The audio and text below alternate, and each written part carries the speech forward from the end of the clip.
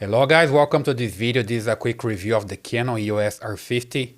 So I have the kit with 18 to 45 millimeters, f4.5 to 6.3, okay, the F number, and it's the IS-STM kit. This is just the box. I already have the camera here.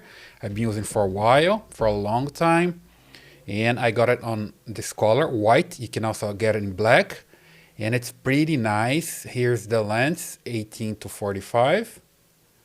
Okay, so most of the time I'm using on a tripod, as you can see, and you can open here, but when you're using the tripod, just be careful because you need to remove it from the tripod. So you can open here the compartment for the battery, which is Canon in this case.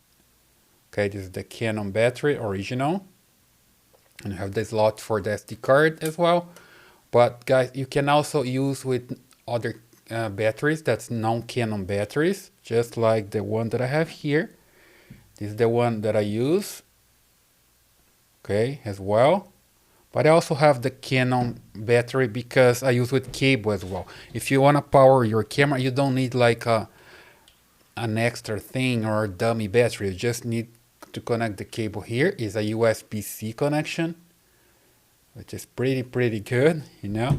Then, of course, you get a charger, like this one, for example. I have this one from Solar, which is pretty nice. You can charge your devices by just connecting here the cable, okay?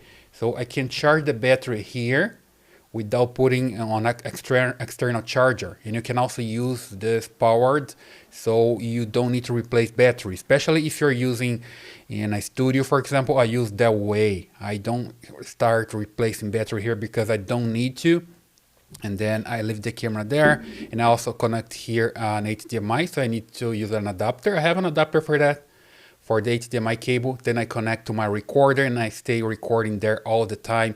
I never need to open the compartment here. So I stay on my tripod, being charged and being powered by the cable, and also connected to the HDMI, right? Here I have the record button just right here, and you can also press here to record because this is a touch screen, okay? So you have the touch screen here. You can press record just right here. You see? There's a button for record.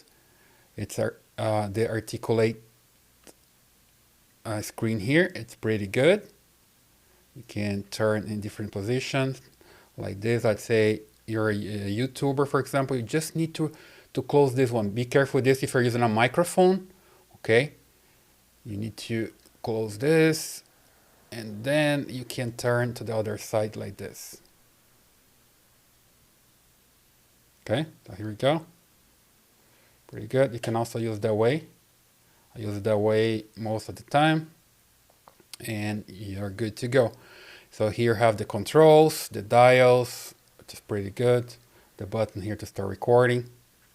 And here in the front, you can remove the lens like this by just pressing this button here. You turn and you remove the lens, and here we go. Here's the sensor. Guys, it's a nice camera, very good, and affordable, you know. Let me just put it back. Let me just put the position here. I need to align red with red here and turn it clockwise. So here we go. Okay, you can control the ISO from here. You can use here to put some straps. Here is the part for the menu. And as I said before, here you can connect a microphone, external microphone, that I use sometimes as well, okay? So pretty good. I'm pretty happy with this camera. It works pretty fine. I like it and I recommend it.